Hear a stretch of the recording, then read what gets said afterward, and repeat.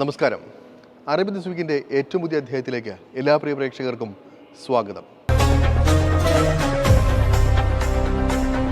ക്രിക്കറ്റിലെ വ്യത്യസ്ത ഷോട്ടുകളുടെ ഒരു എൻസൈക്ലോപീഡിയ ഉണ്ടാക്കിയ ഒരു മലയാളിയുണ്ട് UAE-യിൽ. ബാറ്റിംഗ് സ്റ്റുഡിയോ എന്ന ആപ്ലിക്കേഷനിലൂടെയാണ് കോച്ച് സിബി വ്യത്യസ്തമായ ഷോട്ടുകൾ പരിചയപ്പെടുത്തുന്നത്.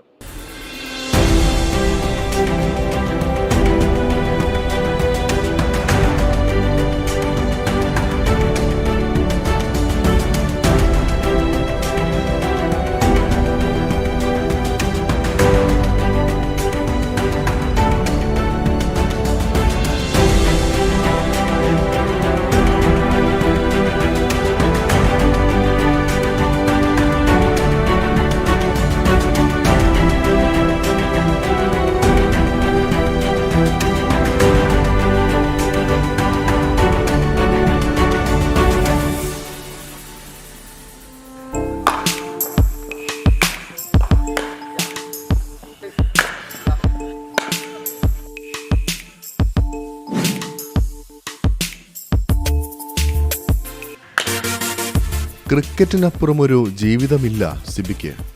വർഷങ്ങൾക്ക് മുൻപ് ലോകം അറിയപ്പെടുന്ന ക്രിക്കറ്റർ ആകണമെന്ന സ്വപ്നം മുറുകെ പിടിച്ച കൗമാരക്കാരൻ വർഷങ്ങൾക്കിപ്പുറം ലോകത്തിലെ നിരവധി രാജ്യങ്ങളിലെ ക്രിക്കറ്റിനെ സ്നേഹിക്കുന്നവർക്ക് വലിയ മാർഗദർശിയാണ്. സിബിയുടെ ചുറ്റും ഇന്ന് ക്രിക്കറ്റിന്റെ ലോകത്തെ നാളെയുടെ വാഗ്ദാനങ്ങളാണ്. അവരിൽ പല രാജ്യക്കാരുണ്ട്, പല ഭാഷ സംസാരിക്കുന്നവരുണ്ട്. പക്ഷേ ക്രിക്കറ്റ് എന്ന ഒരു ഭാഷയ്ക്ക് മുന്നിൽ അവരൊന്നാണ്. മലയാളിക്ക് അഭിമാനമായി ഇന്ന് UAE-യിലെ തിരക്കുള്ള ക്രിക്കറ്റ് പരിശീലകനാണ് ഈ കൊല്ലംകാരൻ. അതിനുമപ്പുറം പക്ഷേ അറിയേണ്ട മറ്റൊന്നുണ്ട്. വർഷങ്ങളായി താൻ പഠിച്ച ക്രിക്കറ്റ് കളിയുടെ വിവിധ മേഖലകൾ ലോകമെമ്പാടുമുള്ള ക്രിക്കറ്റിനെ സ്നേഹിക്കുന്ന ആളുകൾക്ക് ലളിതമായി മനസ്സിലാക്കാനും ക്രിക്കറ്റ് കളിയുടെ ലോകത്തേക്ക് വരാൻ ആഗ്രഹമുള്ളവർക്ക് അനുഭവ സമ്പത്ത് ഏറെയുള്ള ഒരു കോച്ചിനെ പോലെ സരസമായി പറഞ്ഞു പഠിപ്പിച്ചു കൊടുക്കാനും കഴിയുന്ന ഒരു എൻസൈക്ലോപീഡിയ തയ്യാറാക്കിയാണ് ഇന്ന് സിബി വ്യത്യസ്തനാകുന്നത്. ലോകത്ത് തന്നെ ക്രിക്കറ്റിലെ വിവിധ ഷോട്ടുകളെക്കുറിച്ച് ആധികാരികമായി പറയുന്ന ഒരു മൊബൈൽ ആപ്ലിക്കേഷൻ ഇത്തരത്തിൽ ആദ്യമാണെന്ന് സിബി അഭിമാനത്തോടെ പറയും.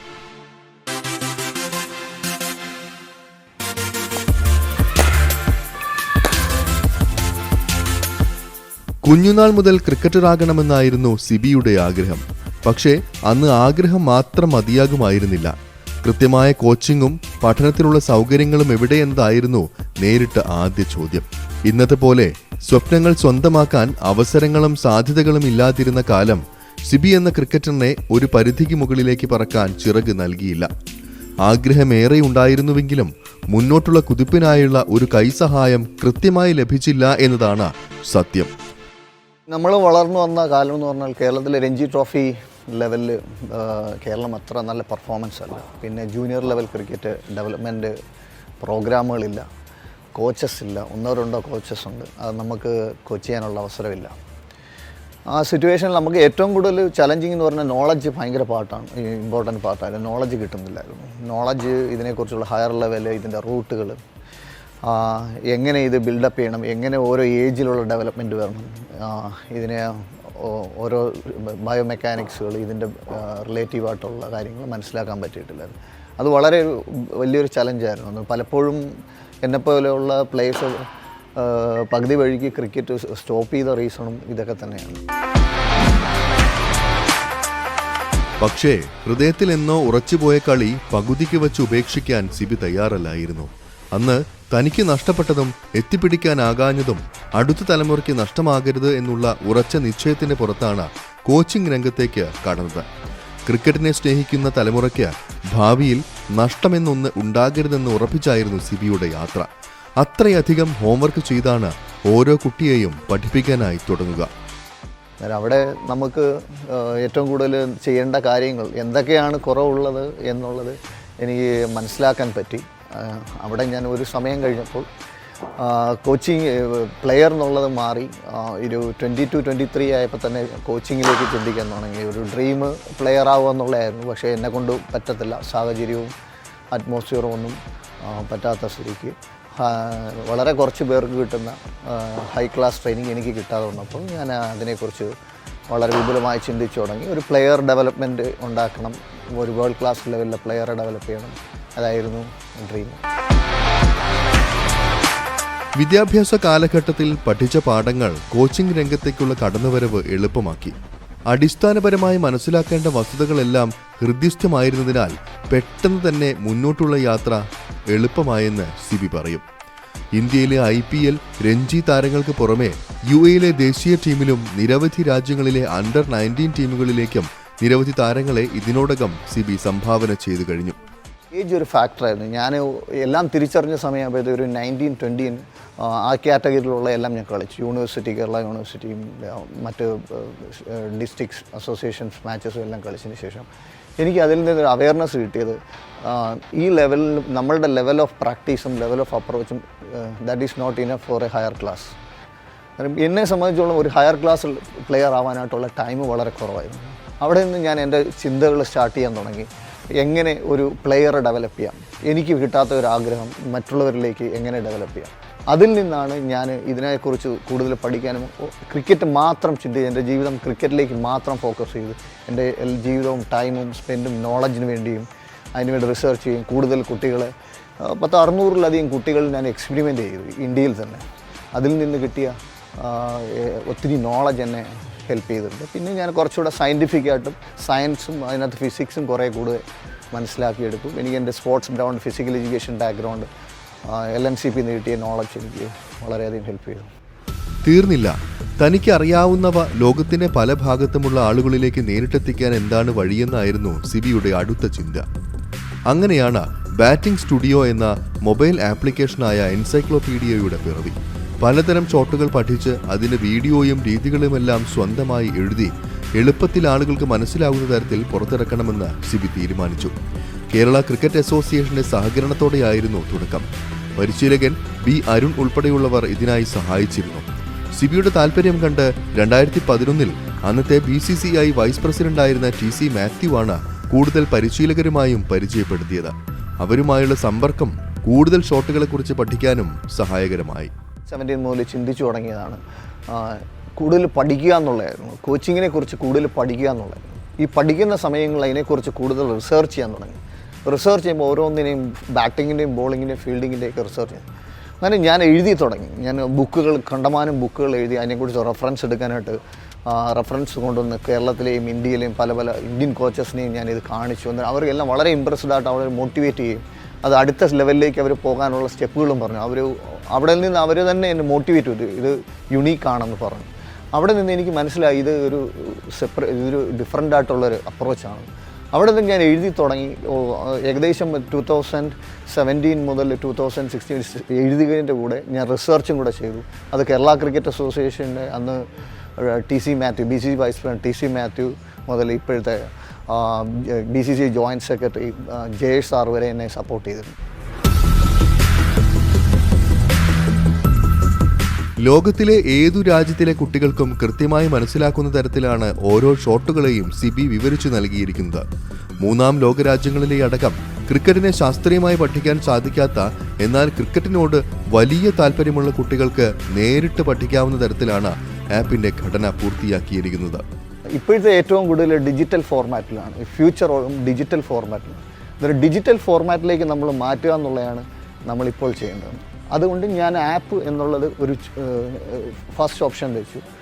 അത് കോവിഡ് സമയത്താണ് ഏറ്റവും കൂടുതൽ അതിനെക്കുറിച്ച് ചിന്തിക്കാൻ പറ്റും. അത് ആപ്പിലേക്ക് തിരിഞ്ഞു. ആപ്പ് ഗ്ലോബലായിട്ട് 195 കൺട്രീസിൽ റൺ ചെയ്യുന്നുണ്ട്.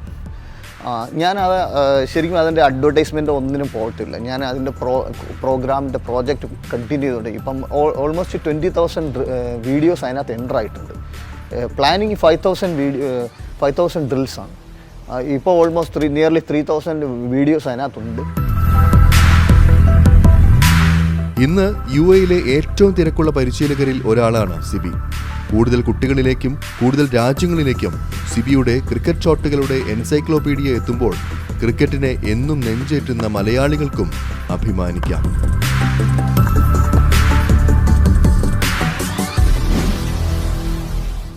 75 വർഷത്തിനിടെയുള്ള ഏറ്റവും വലിയ പേമാരിക്കാണ് പോയ വാരം UAE സാക്ഷ്യം വഹിച്ചത്.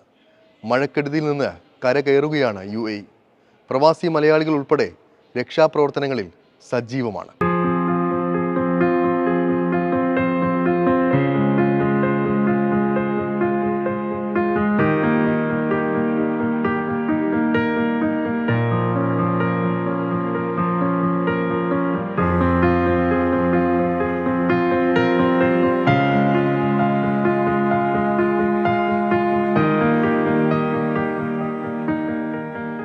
അന്തരീക്ഷം കറുത്തിരുണ്ട് പെയ്തിറങ്ങിയ ദിവസങ്ങളായിരുന്നു പോയ വാരം ഗൾഫ് നാടുകളിൽ മുഴുവൻ. അതിൽ തന്നെ UAEയുടെ ചരിത്രത്തിൽ ഇതുവരെ കണ്ടിട്ടില്ലാത്ത മഴപ്പെയ്ത്താണ് ഉണ്ടായത്. ശക്തമായ കാറ്റും ഇടിമിന്നലും, ചിലയിടങ്ങളിൽ ആലിപ്പഴ വർഷവും ഉണ്ടായി.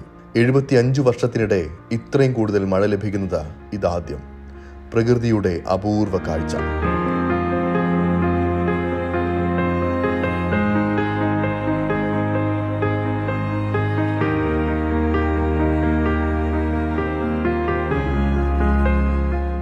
UAEയുടെ അറ്റ്മോസ്ഫിയർ വളരെ അൺസ്റ്റേബിൾ ആയിരുന്നു ഈ കഴിഞ്ഞ ദിവസങ്ങളിൽ ഉണ്ടായിരുന്നത്. അപ്പോൾ അൺസ്റ്റേബിൾ ഉണ്ടാകാനുള്ള മെയിനായിട്ടുള്ള കാരണം എന്ന് പറയുന്നത് ഒരുപാട് വെതർ എലിമെൻറ്റ്സ് വളരെ സ്ട്രോങ് ആയിട്ട് വരികയും അത് ഇൻസ്റ്റെബിലിറ്റിയിലേക്ക് പോവുകയാണ് ചെയ്തത്. അപ്പോൾ വളരെ ഇൻസ്റ്റെബിലിറ്റി ആയതുകൊണ്ട് തന്നെ ഒരുപാട് മഴ സാധ്യത ഉണ്ടായിരുന്നു. ഏകദേശം 50 മുതൽ 150 വരെ ഉണ്ടാവുമെന്നൊക്കെ ഫോർകാസ്റ്റ് ചെയ്തിട്ടുണ്ടായിരുന്നു. അതൊക്കെ ഈ ഇൻസ്റ്റെബിലിറ്റി സ്ട്രോങ് ആയതുകൊണ്ടാണ്. അപ്പോൾ ഇങ്ങനെ ഇൻസ്റ്റെബിലിറ്റി ഈ അടുത്ത കാലത്തൊന്നും ഇത്ര സ്ട്രോങ് ആയിട്ട് വന്നിട്ടില്ല. ഓക്കെ, എമിറേറ്റ്സിൻ്റെ അറ്റ്മോസ്ഫിയർ ഇത്രയും സ്ട്രോങ് ആയിട്ട് ഈ അടുത്ത കാലത്തൊന്നും വന്നിട്ടില്ല. ഇനി നമ്മളിപ്പോൾ എക്സ്പെക്റ്റ് ചെയ്യുന്ന ഒരു വെതർ കണ്ടീഷൻ എന്ന് പറയുന്നതും ഇത്രയും സ്ട്രോങ് ആയിട്ടുള്ള ഒരു കണ്ടീഷൻ ഇതുവരെ ഇല്ല. സാധാരണ ഏപ്രിൽ ഉൾപ്പെടെയുള്ള സമയങ്ങളിൽ ചെറിയ തോതിൽ UAEയിൽ മഴ ലഭിക്കാറുണ്ട്. എങ്കിലും ഇത്ര കഠിനമാകാറില്ല. മേഖലയിലുണ്ടായ ന്യൂനമർദ്ദ സാഹചര്യമാണ് മഴയ്ക്കും വെള്ളക്കെട്ടിനും കാരണമായത്. ക്ലൗഡ് സീഡിംഗ് നടത്തിയാണ് മഴയുണ്ടായത് എന്നുള്ള വാർത്തകൾ വ്യാജമാണെന്ന് അധികൃതർ അറിയിച്ചു. ഈ കഴിഞ്ഞ ദിവസങ്ങളിൽ ഇവിടെ UAEയിൽ ഉണ്ടായ മഴയും വെള്ളപ്പൊക്കവും ഒരിക്കലും ക്ലൗഡ് സീഡിംഗ് കാരണമല്ല. ക്ലൗഡ് സീഡിംഗ് ഇവിടെ ചെയ്തിട്ടേ ഇല്ല ഈ സമയങ്ങളിൽ. കാരണം എന്ന് വെച്ചാൽ ഈ മഴ രൂപപ്പെടാനുള്ള കാരണം എന്ന് പറയുന്നത് എമിറേറ്റ്സിൻ്റെ അറ്റ്മോസ്ഫിയറിൽ 2 ന്യൂനമർദ്ദങ്ങൾ രൂപപ്പെടുകയും ആ ന്യൂനമർദ്ദത്തിൻ്റെ ഭാഗമായിട്ട് എമിറേറ്റ്സിൻ്റെ അറ്റ്മോസ്ഫിയറിൽ ഒരു ഇൻസ്റ്റെബിലിറ്റി രൂപപ്പെടുകയും ചെയ്ത് അങ്ങനെ ഈ അറ്റ്മോസ്ഫിയർ അൺസ്റ്റേബിൾ ആയതുകൊണ്ട് മാത്രമാണ് ഇവിടെ UAEയിൽ ഹൈ പ്രസിപ്പിറ്റേഷൻ സൂപ്പർ സെൽ എന്ന് പറഞ്ഞ പ്രതിഭാസവും അനുബന്ധിച്ചിട്ടുള്ള മഴയും ഒക്കെ ഉണ്ടായത്. അങ്ങനെ നമ്മൾ UAEയുടെ പുറത്ത് മീഡിയയിൽ വരുന്ന പ്രചരണങ്ങൾ ആർട്ടിഫിഷ്യൽ റെയിൻ മൂലമാണ് ഇവിടെ UAEയിൽ മഴയുണ്ടായതും വെള്ളപ്പൊക്കം ഉണ്ടായതും ഒക്കെയുള്ള ഒരു വ്യാജ പ്രചരണങ്ങൾ വളരെ വാസ്തവവിരുദ്ധമാണ്. കാരണം UAEയിൽ ഈ കഴിഞ്ഞ ദിവസങ്ങളിലുണ്ടായ മഴ എന്ന് പറയുന്നത് തികച്ചും നാച്ചുറൽ റെയിനാണ്. മഴയെ തുടർന്ന് രാജ്യമെങ്ങും വെള്ളക്കെട്ട് രൂക്ഷമായിട്ടുണ്ട്. വിവിധയിടങ്ങളിൽ ഉയർന്ന വെള്ളം നീക്കം ചെയ്യുന്ന പ്രവൃത്തി UAEയിലെങ്ങും ഇപ്പോഴും പുരോഗമിക്കുകയാണ്. രാജ്യത്തെ മിക്ക റോഡുകളിലും ഇപ്പോഴും മഴവെള്ളം കെട്ടി നിൽക്കുന്നുണ്ട്.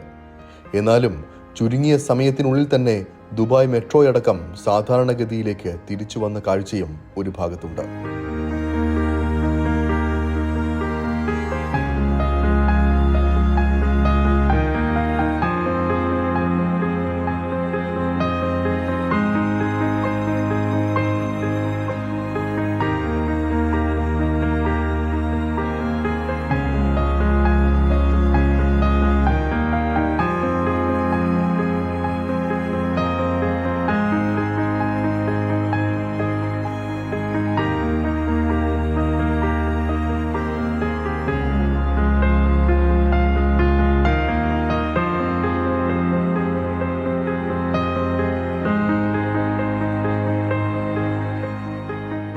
ഇതിൽ ഏറ്റവും പ്രതിസന്ധിയും ദുരിതവും ഷാർജയിലാണ് അനുഭവപ്പെട്ടത്. 4 ദിവസമായിട്ടും വെള്ളക്കെട്ട് ഷാർജയിൽ ഇറങ്ങിയിട്ടില്ല. പല റോഡുകളിലും ചുറ്റുമുള്ള കെട്ടിടങ്ങളിലടക്കം താമസിക്കുന്നവർക്ക് പുറത്തിറങ്ങാൻ സാധിക്കാത്ത അവസ്ഥയും ഉണ്ട്. കടകളിൽ വെള്ളം കയറി സാധനങ്ങൾ ഉൾപ്പെടെ നശിച്ചു. ആയിരക്കണക്കിന് കാറുകളും ഇവിടെ വെള്ളം കയറി നശിച്ചിട്ടുണ്ട്.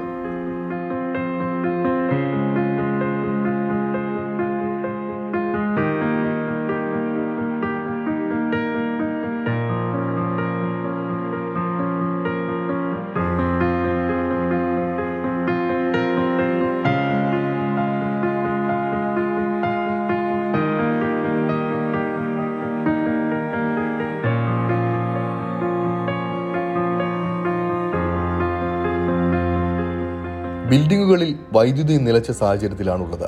ഈ അവസരത്തിലാണ് മുണ്ടുമുറുക്കി പ്രവാസികൾ തന്നെ രംഗത്തിറങ്ങിയത്. ദുരിതാശ്വാസ പ്രവർത്തനത്തിനായി സഹജീവി സ്നേഹത്തിന്റെ പുതിയ മാതൃക തീർക്കാൻ. റെയിൻ സപ്പോർട്ട് എന്നതുൾപ്പെടെയുള്ള വാട്സപ്പ് കൂട്ടായ്മകളിലൂടെയും മറ്റ് സമൂഹ മാധ്യമങ്ങളിലൂടെയും പരസ്പരം ഏകോപിപ്പിച്ച് രാപ്പകലില്ലാതെ ഭക്ഷണവും അവശ്യ സാധനങ്ങളും എത്തിച്ചു നൽകുകയാണ് മലയാളികൾ ഉൾപ്പെടെയുള്ള പ്രവാസികൾ. സഹായം ആവശ്യമുള്ളവരിലേക്ക് വെള്ളക്കെട്ടിനെയും ഏത് പ്രതിസന്ധികളെയും മറികടന്ന് ഇവരെത്തുകയാണ്. താമസയിടങ്ങൾ നഷ്ടപ്പെട്ടവർക്ക് സ്വന്തം വീടുകളിൽ അഭയം നൽകിയവരും ഏറെ. ഏരിയയിലും അതുപോലെ അൽസാനും മജാസ് ഏരിയകളിൽ 2 ദിവസങ്ങളായി നമ്മൾ ഒരുപാട് ഫാമിലികൾ ബാച്ചിലേഴ്സുമായി ഒരുപാട് ഫ്ലാറ്റുകളിൽ വെള്ളമില്ലാതെ ഭക്ഷണമില്ലാതെ കഴിയുന്നവരെ കണ്ടെത്തുകയും പിടിച്ചവർക്ക് എത്തിച്ചു കൊടുക്കുകയും എല്ലാവർക്കും എത്തിച്ചു കൊടുത്തുകൊണ്ടിരിക്കുകയാണ്. എല്ലാ പ്രവർത്തകന്മാരും വളരെ സജീവമായി ഇതിൽ രംഗത്തിറങ്ങിക്കൊണ്ട് വളരെ നല്ല രീതിയിൽ നടന്നുകൊണ്ടിരിക്കുകയാണ്. ശാബേരി എത്ര ദിവസം ഇങ്ങനെ ഈ നിലയിൽ പോകുമെന്നറിയില്ല. എന്നിരുന്നാൽ നമ്മുടെ കഴിവിൻ്റെ പരമാവധി കഴിയുന്ന രീതിയിലുള്ള എല്ലാ സഹായ സഹകരണങ്ങളും ഐസിഎഫും മർക്കസും ആമസിനൊക്കെ പ്രവർത്തനം എല്ലാം ഒന്നിച്ചുകളും നല്ല രീതിയിൽ നടന്നുകൊണ്ടിരിക്കുകയാണ്. ഒരു പ്രശ്നം വന്നാൽ നെഞ്ചുവിരിച്ച് നേരിടുമെന്നും പ്രവാസി ഒറ്റയ്ക്കാണെന്നും പ്രവൃത്തിയിലൂടെ തെളിയിക്കുന്ന ഇവർക്ക് മനസ്സു നിറഞ്ഞുള്ള സെല്യൂട്ട് നൽകുകയാണ് പ്രവാസ സമൂഹം. ഒരുപക്ഷെ നമ്മൾ 2018 സമയത്ത് കേരളം കണ്ട അതേ രീതിയിലുള്ള ഒറ്റക്കെട്ടായ പ്രവർത്തനമാണ് മലയാളികൾ ഇങ്ങ് ഗൾഫ് നാടുകളിലും നടത്തുന്നത്.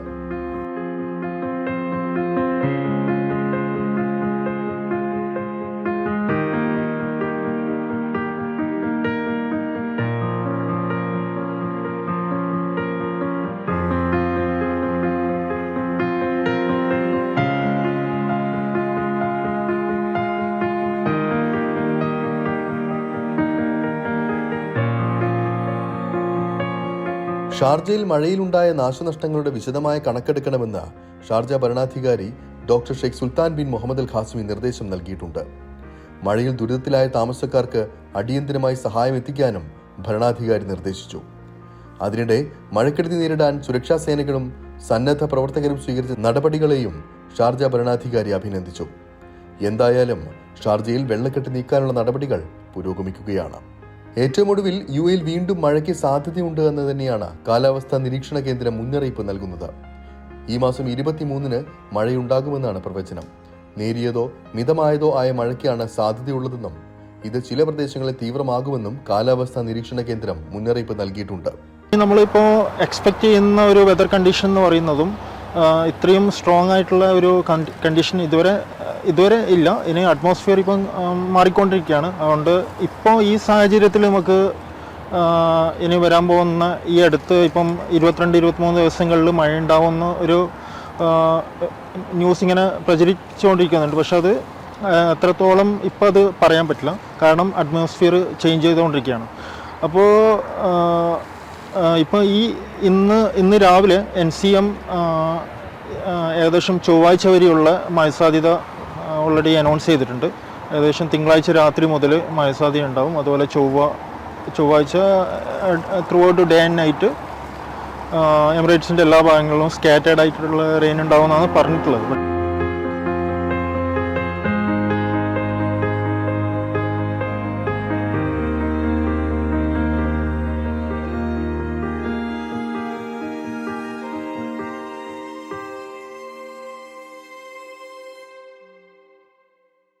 പാലക്കാട് മേൽപ്പറമ്പ് സ്വദേശികളുടെ 4 വയസ്സ് മാത്രം പ്രായമുള്ള പിഞ്ചുകുഞ്ഞിനെ ജീവിതത്തിലേക്ക് തിരികെ കൊണ്ടുവരാൻ വേണ്ടത് 21 കോടിയോളം രൂപയാണ്. SMA ടൈപ്പ് 1 രോഗം ബാധിച്ചുള്ള പിഞ്ചുകുഞ്ഞിൻ്റെ ജീവനായി കൈകോർക്കുകയാണ് ഖത്തറിലെ പ്രവാസി സമൂഹം. ജനിതക രോഗമായ SMA ടൈപ്പ് 1 സ്ഥിരീകരിച്ച മൽക്ക റൂഹി എന്ന 4 മാസം പ്രായമായ പിഞ്ചു കുഞ്ഞിന്റെ ജീവൻ രക്ഷിക്കാൻ 11 മില്യൺ ഖത്തർ റിയാൽ വേണമെന്നാണ് വൈദ്യശാസ്ത്രം പറയുന്നത്. ഇന്ത്യൻ കറൻസിയിൽ ഏതാണ്ട് 22 കോടിയിലധികം രൂപ. ഇത്രയും ഭീമമായ തുക സമാഹരിച്ച് വിദേശത്തു നിന്നും ഒരു ഡോസ് ഇഞ്ചക്ഷനുള്ള മരുന്ന് ദോഹയിലെത്തിച്ച് കുത്തിവെച്ചാൽ മാത്രമേ ഈ പിഞ്ചുകുഞ്ഞിന്റെ ജീവൻ രക്ഷിക്കാനാകൂ എന്നാണ് ഡോക്ടർമാർ പറയുന്നത്. ഖത്തറിൽ സ്വകാര്യ കമ്പനിയിൽ ജോലി ചെയ്യുന്ന റിസാലിനും നിഹാലിനും ഇത്രയും ഭീമമായ തുക നൽകി വിദേശത്ത് നിന്നും മരുന്നെത്തിക്കാൻ കഴിയില്ല എന്ന് ബോധ്യമായതോടെ ഖത്തർ ചാരിറ്റിയെ സമീപിച്ച് സഹായം തേടുകയായിരുന്നു ഇവർ. റിസാൽ നിഹാല ദമ്പതികളുടെ ആദ്യ കൺമണിയായി നവംബറിൽ പിറന്ന മൽഖ റൂഹിയുടെ SMA ബാധ 2 മാസത്തിനു ശേഷം കുത്തിവെപ്പ് പരിശോധനയ്ക്കിടെയാണ് തിരിച്ചറിഞ്ഞത്. മോളുടെ 2nd മന്ത് പോളിയോ വാക്സിനേഷൻ സമയത്താണ് ഡോക്ടർ എക്സാമിൻ ചെയ്യുമ്പോഴാണ് മോൾക്കൊരു വീക്ക്നെസ് ഉള്ളതായിട്ട് പറയുന്നത്. പക്ഷെ അവരതൊരു കൺഫർമേഷൻ ചെയ്യണമെങ്കിൽ കുറേ ടെസ്റ്റിൻ്റെ ആവശ്യമുണ്ടായിരുന്നു. അങ്ങനെ ഒരു ഹയർ ഹോസ്പിറ്റലിലോട്ട് അവർ റെഫർ ചെയ്യായിരുന്നു. പിന്നെ അതിലെ ന്യൂറോളജി ഡിപ്പാർട്ട്മെൻറ്റ് ഡോക്ടർ റെഫർ ചെയ്ത് അവരുടെ എക്സാമിനേഷൻ ശേഷം അവർ ഫർദർ ടെസ്റ്റിംഗ് പ്രൊസീജിയേഴ്സിലോട്ട് പോയി. ആ ടെസ്റ്റിങ്ങിൽ ബ്ലഡ് ടെസ്റ്റും ജനറ്റിക് ടെസ്റ്റിലാണ് മോൾക്ക് കൺഫേം ചെയ്തത് SMA type 1 എന്നുള്ള ഹെൽത്ത് കണ്ടീഷനാണെന്നുള്ളത്. തുടർന്ന് കുട്ടികളുടെ ആശുപത്രിയായ അൽ സിദ്രയിൽ നടത്തിയ പരിശോധനയിൽ സ്ഥിരീകരിച്ചു. ഭീമമായ തുക വില വരുന്ന സോൾജെൻസ്മ എന്ന ജീൻ തെറാപ്പി മരുന്ന് മാത്രമാണ് പ്രതിവിധി എന്നതിനാലാണ് ഫണ്ട് ശേഖരണത്തിനായി ഖത്തർ ചാരിറ്റി തന്നെ മുൻകൈയെടുക്കുന്നത്. മിഡിൽ ഈസ്റ്റിലെ തന്നെ ഏറ്റവും വലിയ ജീവകാരുണ്യ വിഭാഗമായ ഖത്തർ ചാരിറ്റി ആദ്യമായാണ് ഒരു മലയാളി കുരുന്നിന്റെ ജീവൻ രക്ഷിക്കുന്നതിന് ഇത്രയും വിപുലമായ ക്യാമ്പയിന് നേതൃത്വം നൽകുന്നത് എന്നതും ശ്രദ്ധേയമാണ്. Assalamu alaikum warahmatullah. I am very proud today to share with our Indian community here in Qatar to this campaign. We want to reach the goal to collect 10 million riyal, 11 million riyal to save the life of Malaka. I hope everybody will share with us in this campaign and we reach the goal as soon as possible. It's very important to give this medicine to this girl early to save her life. കുഞ്ഞു മൽക്ക റൂഹി 4 മാസമായിട്ടുള്ള വളരെ ഗുരുതരമായ ഒരു രോഗത്തിൻ്റെ പിടിയിലാണ്. SMA type 1 എന്നുള്ള വളരെ ചുരുക്കം പേരിൽ മാത്രം കാണുന്ന വളരെ ചെലവേറിയ ഒരു ചികിത്സാ രീതി ആവശ്യമുള്ള ഒരു രോഗത്തിൻ്റെ ഭാഗമാണ്. സിദ്ര ഹോസ്പിറ്റലാണ് ഇപ്പോൾ ചികിത്സ നടന്നുകൊണ്ടിരിക്കുന്നത്.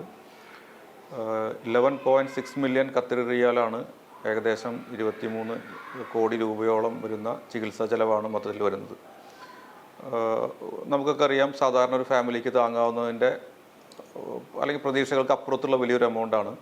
തീർച്ചയായും നമ്മുടെ ഇപ്പോഴുള്ള എല്ലാവരുടെയും സപ്പോർട്ട് കൊണ്ട് മാത്രമേ നമ്മുടെ കുഞ്ഞുമൽക്കയെ നമുക്ക് രക്ഷിച്ചെടുക്കാൻ പറ്റുകയുള്ളൂ.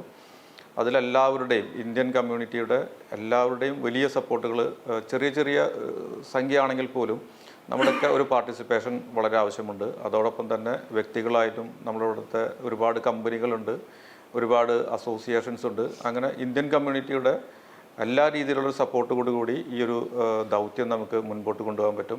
ഇന്ത്യൻ സമൂഹം ഒത്തുപിടിച്ചാൽ എത്ര വലിയ പ്രയാസങ്ങളെയും എളുപ്പത്തിൽ അതിജീവിക്കാൻ സാധിക്കുമെങ്കിലും ലക്ഷ്യത്തിലേക്കെത്താൻ ഇനിയും ഏറെ ദൂരം താണ്ടേണ്ടതുണ്ട്. ഖത്തർ ചാരിറ്റിയുടെ കണക്കനുസരിച്ച് ആവശ്യമായ തുകയുടെ 7% മാത്രമാണ് ഇനിയും പൂർത്തീകരിക്കാൻ സാധിച്ചത്.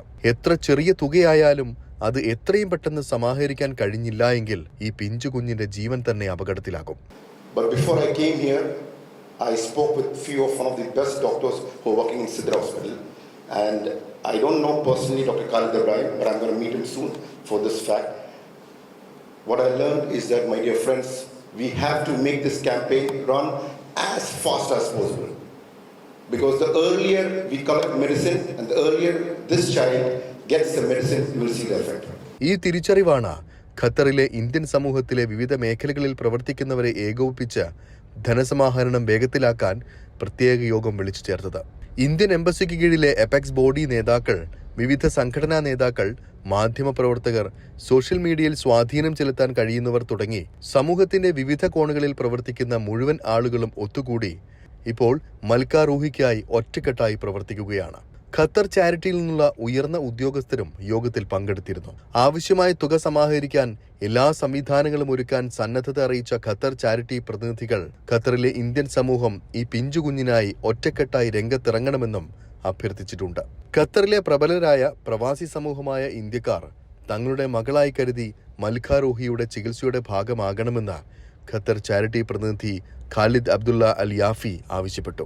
നിലവിൽ ഖത്തർ ചാരിറ്റിയുടെ വെബ്സൈറ്റ് വഴിയും മൊബൈൽ ആപ്ലിക്കേഷൻ വഴിയും രാജ്യത്തിന്റെ വിവിധ ഭാഗങ്ങളിലുള്ള ഡൊണേഷൻ കൗണ്ടറുകൾ വഴിയും മൽക്ക റൂഹിക്കായി സഹായധനം നൽകാൻ സൗകര്യമൊരുക്കിയിട്ടുണ്ട്. 20 68 63 എന്ന റെഫറൻസ് നമ്പർ നൽകിയാണ് തുക കൈമാറേണ്ടത്. ഖത്തറിൽ എല്ലാ പേയ്മെന്റ് ഓപ്ഷൻസും അവൈലബിൾ ആണ്. അവരുടെ തന്നെ ലിങ്കിൽ നമ്മൾ പോകുമ്പോൾ കാർഡ് പേയ്മെന്റ്, ATM, ഡെബിറ്റും ക്രെഡിറ്റും പിന്നെ ഗൂഗിൾ പേ എന്നുള്ള ഓപ്ഷൻസും വരുന്നുണ്ട്. അതിന് പുറമെ ഖത്തർ ചാരിറ്റി ഇവിടെ ഖത്തറിലുള്ളവർക്ക് നമ്മുടെ ഈ ഖത്തർ ചാരിറ്റിയുടെ കിയോസ്കുകളിൽ പോയിട്ട് ഈ റെഫറൻസ് നമ്പർ പറഞ്ഞാലും അങ്ങനെയും ഡൊണേറ്റ് ചെയ്യാം. ഈ ആപ്പ് ത്രൂ മാത്രം ചെയ്യണമെന്നില്ല. ഔട്ട്സൈഡ് ഖത്തർ കുറച്ച് UAE രണ്ടും വർക്ക് ചെയ്യുന്നുണ്ട്. ഗൂഗിൾ പേയും വർക്ക് ചെയ്യുന്നുണ്ട്, ക്രെഡിറ്റ് കാർഡും വർക്ക് ചെയ്യുന്നുണ്ട്. പക്ഷെ നാട്ടിൽ കുറച്ചൊരു അതിൻ്റെ ഒരു ടെക്നിക്കൽ ഇഷ്യൂസ് സോൾവ് ചെയ്തുകൊണ്ടിരിക്കുകയാണ്. അതിൽ നാട്ടിൽ പേയ്മെൻറ്റ് പോസിബിൾ ആയിട്ടില്ല ഇതുവരെ.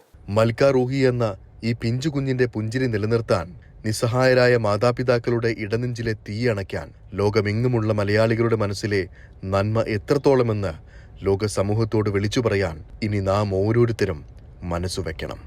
അറബി ദിസ് വീക്കിൻ്റെ ഈ ഒരു അധ്യായം ഇവിടെ പൂർണ്ണമാവുകയാണ്. അറബി നാടുകളിലെ കൂടുതൽ കൗതുക കാഴ്ചകളും വിശേഷങ്ങളുമായി അറബി ദിസ് വീക്ക് അടുത്തയാഴ്ച ഇതേ സമയം ഇതേ ദിവസം.